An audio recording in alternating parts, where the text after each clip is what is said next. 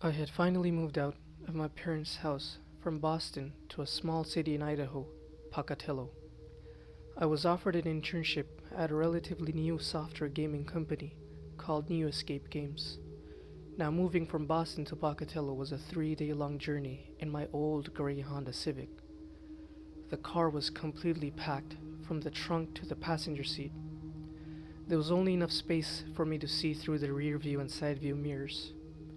Since the company was offering me a 2 year paid internship and then a starting salary of $67,000 yearly, it was all worth it.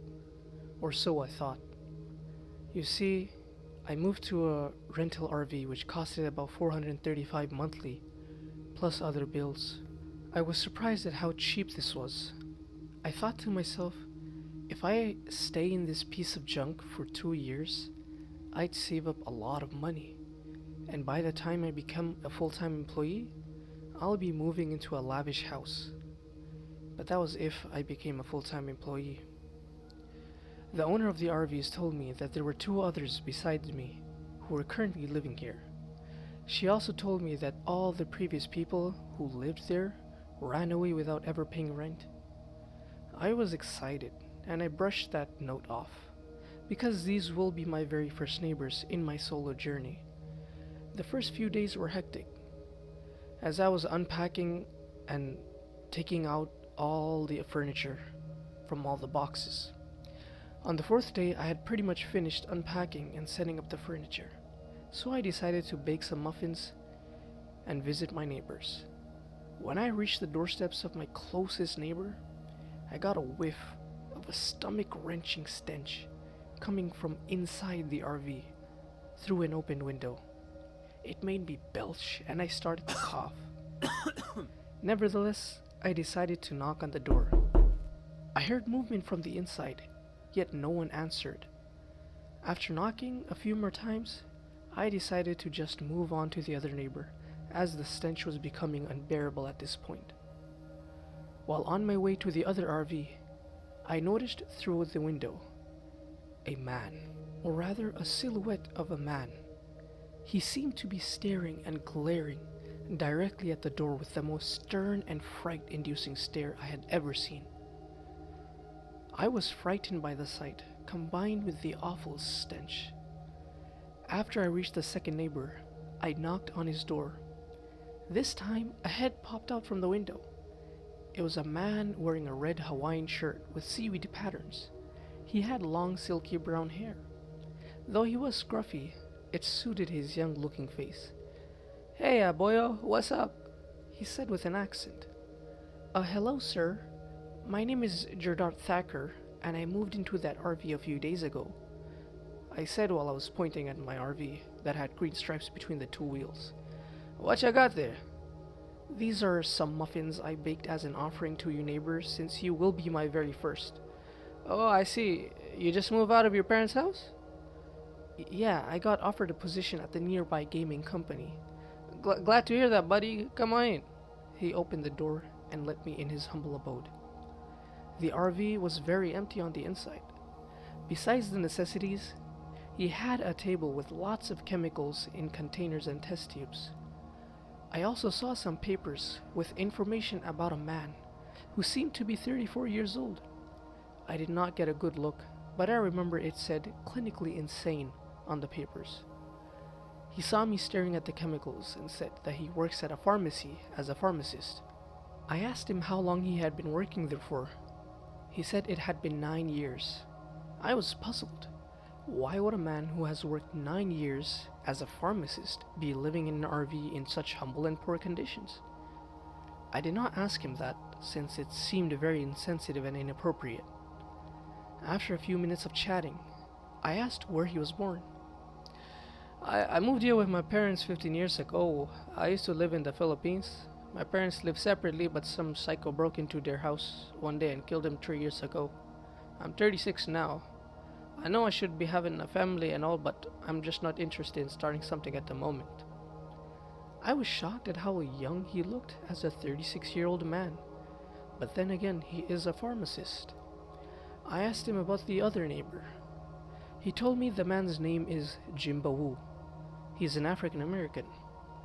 When asked about what he does and where he's from, Joshua told me that there is no need to know more about that man, and that I do not try to go to his place ever again.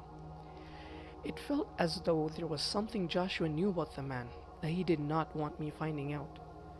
Regardless, after taking my leave, I gave him the muffins and I went about my day.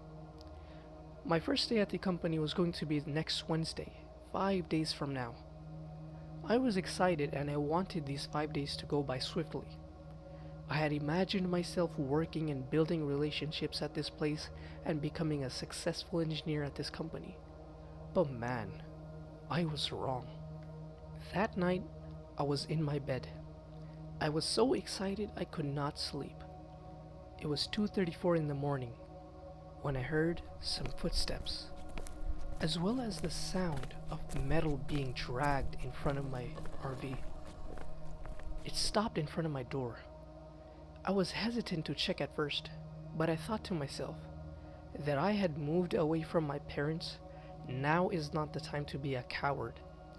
But back then I did not know that there is a difference between cowardice and making smart decisions. I opened the door and there I saw Joshua accompanied by a wide muscular individual that seemed similar. Joshua was carrying a bag while the other was carrying a sledgehammer. "Good night," said Joshua as the other man bashed me behind my head as I fell unconscious. I woke up due to an unbelievable smell, the exact same as I smelled at Jimbou's RV. When I arose, I saw a man sitting across to me, staring at me menacingly with bloodlust. I tried to move, but I realized I was tied. Out of fear, I shouted at him, "What the hell's wrong with you? Who are you? Let me go!" The man looked at me and started walking towards me. I got a good look on his face. It was the face of the man I had seen on the papers by Joshua's table. It was the clinically insane man. I knew I had to get out of there before he did something horrible to me. Just as I was about to scream for help, the door opened.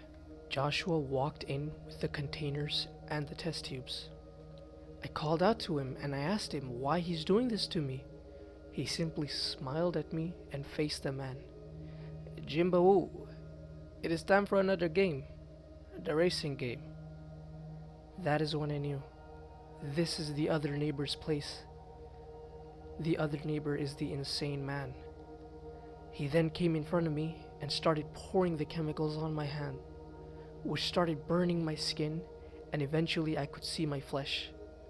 I was horrified. I lost my mind. In a fit of adrenaline, I had broken out of the ropes. I used to work out before, as I tried amateur boxing before. I pushed Joshua away from me, leading him to trip on a piece of plank and dropping the chemical on Jimbou. This was my chance to escape. I ran and I ran and I ran to a nearby 7-Eleven and told the clerk about the incident. He immediately called the police. The police rushed over to my place and found both Joshua and Jimbou gone. After launching an investigation, they found out that Joshua used to work in an insane asylum after he was released from that same asylum. He used to go there for treatment for his anger and impulsiveness. He used to attack his parents with weapons. While working there, he befriended a patient named Jimbou. He assisted Jimbou in escaping the asylum and took him to his parents' house and told Jimbou to murder Joshua's parents. I was petrified beyond belief. The thought that my first two neighbors were psycho murderers was not sitting right with me. I was kept at a hospital for 3 weeks before being discharged. While my hand was being treated, it gave off the exact same smell as Jimbou's place. I realized that I was not their first victim, and that the previous people, the previous tenants who used to live there, did not run away. In fact, they were just a victim of the two psychos' antics. I moved back to Boston with my parents and found a job as a developer at an indie company. It's been 5 years, but that day still feels as though it had happened yesterday. Who knows? What if I had not been lucky enough to untie myself? Would I live to tell the tale?